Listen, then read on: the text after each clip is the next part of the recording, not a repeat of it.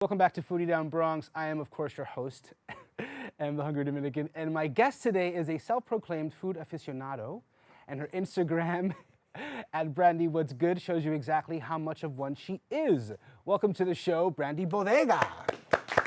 Thank you. Thank you for having me. Thank you for appearing on the show. First question, most important question, is that your actual last name? Please say yes. No. Okay. But, I mean, it's so funny because everybody calls me Brandi Bodega. They think it is my last name. I probably should legally change it because I like it, actually. That's awesome. It sounds great. No, my now fiance and I, we just got engaged, but about 7 years ago. Congratulations on Thank that. you. How long have you guys been together? About 8 years. Even 8? Yes. Nice. Yes. Okay. So Congrats. about 7 years ago, thank you, we started a music blog called The Dirty Bodega because that's his gaming name, Dirty Bodega on on Xbox, and so we were trying to I can think see of, the history of this name he's a now. New Yorker. He's a true New Yorker. He was born in the Bronx, raised in Rockland County, but he went by Dirty Bodega, and so we were trying to think of a name for a hip hop blog when we first dated because we bonded over music and food, and so we were like, why don't we just use your Xbox name? And we were like, okay, and so we just ran with it. So everybody calls us the Bodegas. Very nice. That's our last name to everybody. So Wow. we just ran with it, and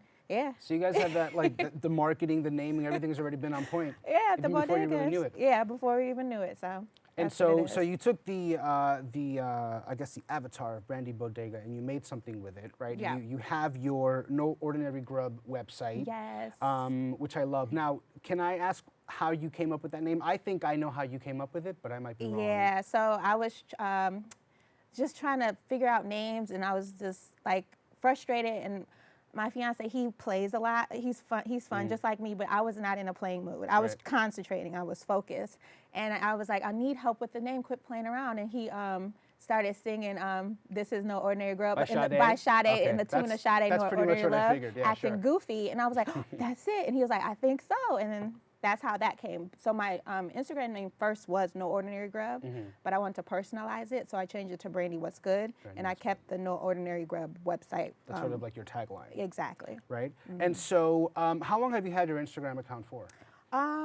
I would say about 2.5 years now. 2.5 years. Yeah. Okay. Maybe 3. I've lost count, but around that time. Because it looks like it's a great looking account, but it Thank looks like it's been you. around for a long, long time. No, it's just well, what I do have, I've been doing this for a long time. I just didn't utilize Instagram with it. So yeah, but about 2.5, 3 years. Okay. Yeah. And so have you always you've always had a love of food, or did it sort of percolate even more with like Instagram being this tool where you could take your love of almost anything and just sort of go with it? Yeah, definitely. So before Instagram, when it was just Facebook, I used to cook more when I had more time. I used to cook more, and I used to put recipes on Facebook for my family and my friends.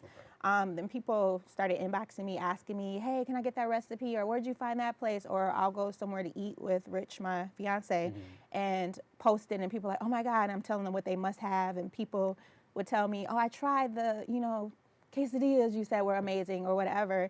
And I was like, okay. And my mom told me, you should do something with this. So I was like, yeah, whatever. And then Instagram became popular, and I kind of transitioned that energy to Instagram on my personal Instagram account, Brandi Bodega. And then I thought about it, and I was like, you know what? I should kind of separate this from my personal life and actually go hard with it and just start posting like the hip places in New York City, even when I travel, when I went to Japan or Montreal, things like that, so people can just know what's out there. So what's is that one of the reasons you share your love of food? Because I often question people. I'm like, what are we doing here? Right. We're putting what's the purpose of this? We're putting up a picture of food that we're eating, and we're saying, we've enjoyed this. Yeah. But you just mentioned that thing. What happens is that people reach out to you. Yeah. And they're like, hey, I've had this because of you. Right. And so you start to see your influence. Yeah, right? It makes me feel good because I'm the type of person, if you come to my house for a holiday or for a gathering, I want to put on a feast for everybody. I sit and watch people eat my food and watch them have a good time.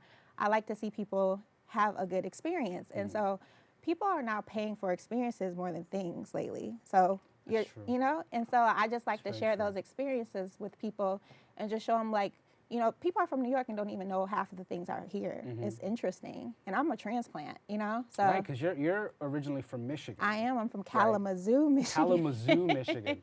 And you've been Yeah. here for 13 years. About 13 years, yep. So you're already a New Yorker, technically. I have paid my dues. Right? You're a New Yes, Yorker. I am a New Yorker. So tell me about the experiences. Going back to the experiences, you're right. People are paying for those things. And you do have a little bit of love or a background for food styling. Yes. So presentation, of course, means everything to Yes, you, for right? sure. Would you just, I mean, how about if just somebody like Slapdash put something together for you real quick and it just doesn't look appetizing?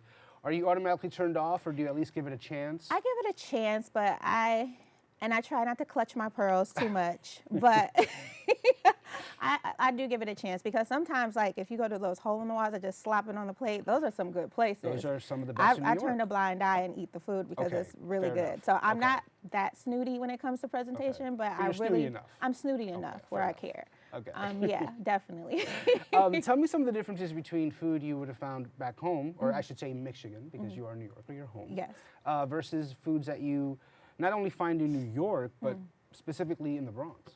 Yeah, well, back home, Michigan is a mixture. Like, there's a lot of people from southern areas that migrated to the Midwest. So you'll find a lot of things that you'll find in the South. Like, it's so funny, people used to laugh because we have the thing where we eat catfish and spaghetti together. That's like a thing where we're from. We're chili never had that people. before. Yeah, and so if you're from Michigan, you've most likely heard of catfish with spaghetti. So Okay. it's spaghetti and catfish. Okay. People have like catfish fries and like a fry cookout and have spaghetti as a side dish. That's a thing. From Michigan, we have places called Coney Islands near Detroit, and Coney Islands here is a place like in Brooklyn, but Coney Islands in the Detroit area, which I'm not from, but I had family, so I visited there. They're hot dog shops, and they're called Coney Islands. I and see, you go and okay. get hot dogs with the works, with onion, with the chili, the mustard, and all that stuff.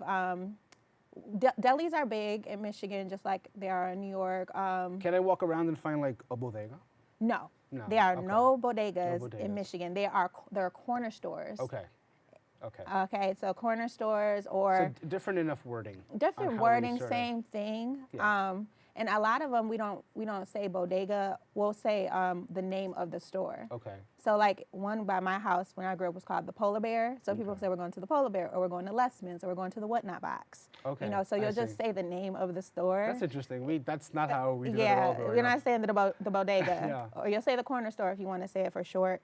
I'm sure there's a lot of things I'm missing because I've been away for so long. But I mean, if I had one of my friends who still live there, they'd be like, you forget this and you forgot that. But overall, we have a lot of good food, a lot of comfort food.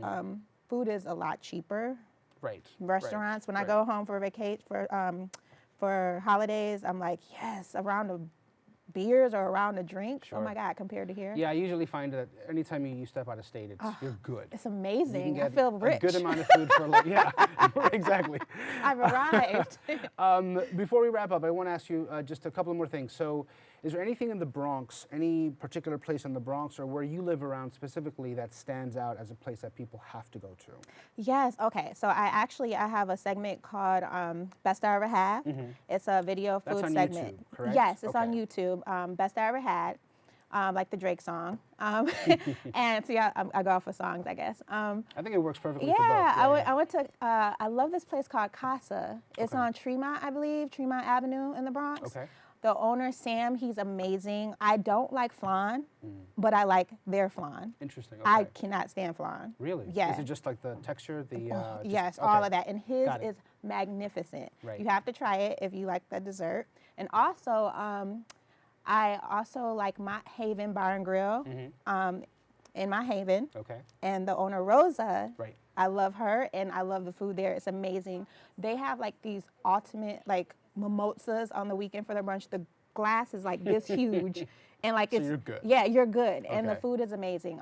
So those are the two places that I've So been Casa and Mott Haven Bar and Grill. Yes. Okay, awesome. I And would before definitely recommend those two. we wrap up, I do want to remind people to go to No Ordinary Grub. That's your website. That's That's the your website. blog, and that's where you talk about. Well, actually, on your YouTube series, you talked about Casa. I have. Right. Yeah. Okay. And, yeah. and are you uploading those videos Yes. somewhat regularly? Yes. Well, Or? we have seasons, so we're going to start Got the third season soon. Very cool. Yeah, right after the holidays. Awesome. And so, yeah, I've been doing the video series for almost 2 years now, so Nice. it's So exciting. you're in this world. Yeah, and then you Awesome. can always check me on my Instagram at Brandi What's Good. Brandi, what's good? Yeah. Thank you, Brandi. Thank All right, you. guys, stay connected with Brandi on Instagram at Brandi What's Good and visit her website at noordinarygrub.com. You can also check out her series, Best I Ever Had on YouTube, which we Yes. just talked about. All right, guys, that's all for the show. Thank you again for tuning in, and thank you to our guests today for joining us. Tune in every Thursday at 6:30 p.m. here on BronxNet Optimum 67 and FiOS 33. Also, tune in on the go at bronxnet.org and find us on YouTube. From BronxNet to the world, this is Foodie Down Bronx. I'm your host, the Hungry Dominican, reminding you to feed your mind, feed your body. And if you see me coming along, feed me and give me some drinks. Cheers, guys.